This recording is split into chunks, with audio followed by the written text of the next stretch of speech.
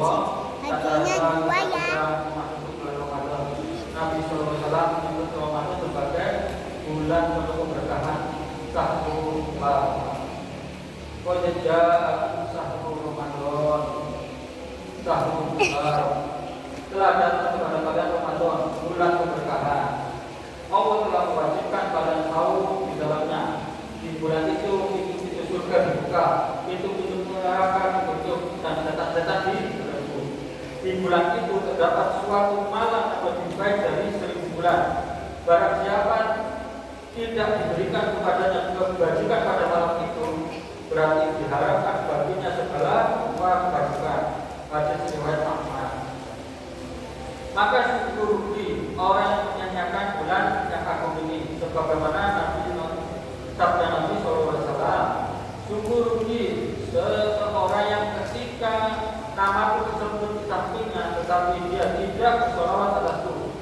Sungguh rugi seseorang yang bertemu dengan Ramadan lalu Ramadan berlalu darinya sebelum dosa-dosanya tidak diampuni. Hadis riwayat Tirmidzi.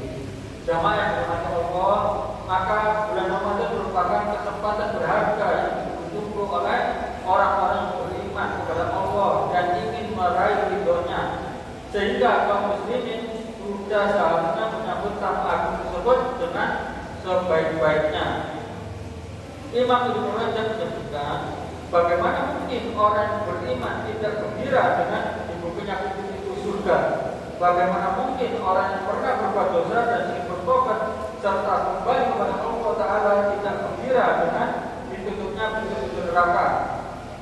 Dan bagaimana mungkin orang-orang yang berakal tidak gembira ketika para setan dibelenggu? Oleh karena itu, jangan sampai kesempatan Ramadan ini berlalu sia-sia. Raih keutamaan Ramadan, yakni berlipat gandakan pahala amal soleh dengan sungguh-sungguh. Perbanyak amal ibadah dengan agenda-agenda yang telah tersusun. Apa kata dari Al-Quran, sholat sunnah, sedekah, iktikaf, zakat, yang lain, amar ma'ruf nahi munkar, dan aktivitas takarrub lainnya. Ingat, Allah Subhanahu wa taala mencintai hamba-hambanya yang bertakarrub kepadanya. Terlebih lagi di bulan Ramadan. Dalam hadis suci Allah Subhanahu wa taala berfirman, dan tidaklah hambaku bertakarrub kepadaku dengan sesuatu yang lebih aku cintai dari apa yang aku fardukan atasnya, dan hambaku terus bertakarrub kepadaku dengan amal-amal nawafil hingga aku mencintainya.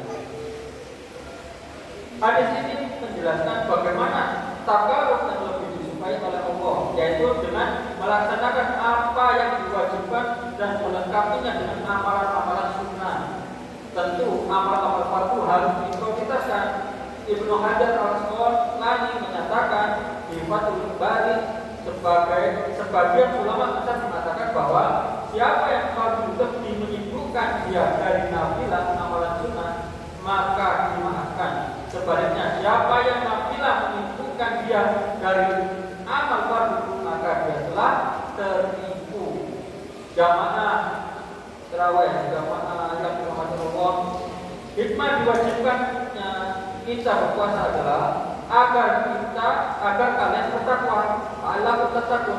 Abu Bakar Jabir al-Ghazali dalam Aisyah at-Tafsir menjelaskan makna firman Allah Subhanahu wa taala, ta'allahu tattaqun, yakni agar berpuasa itu Allah mempersiapkan kalian untuk takwa, yaitu melaksanakan perintah-perintah dan menjauhi larangan-larangan Allah Subhanahu wa taala.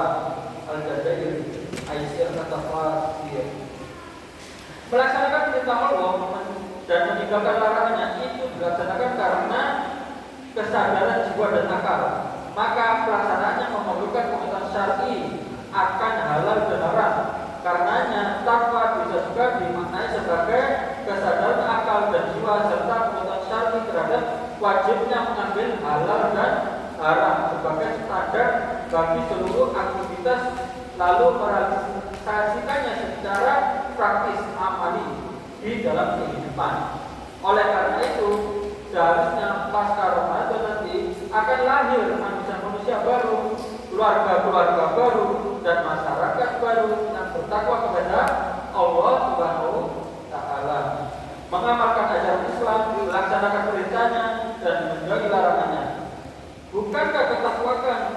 yang diceritakan oleh Allah tidak hanya bersifat individual.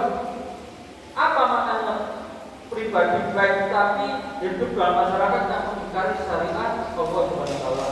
Walhasil semoga Ramadan ini menjadi pemicu bagi kita kaum muslim mewujudkan ketakwaan yang hakiki, yakni menerapkan Islam secara kafah dalam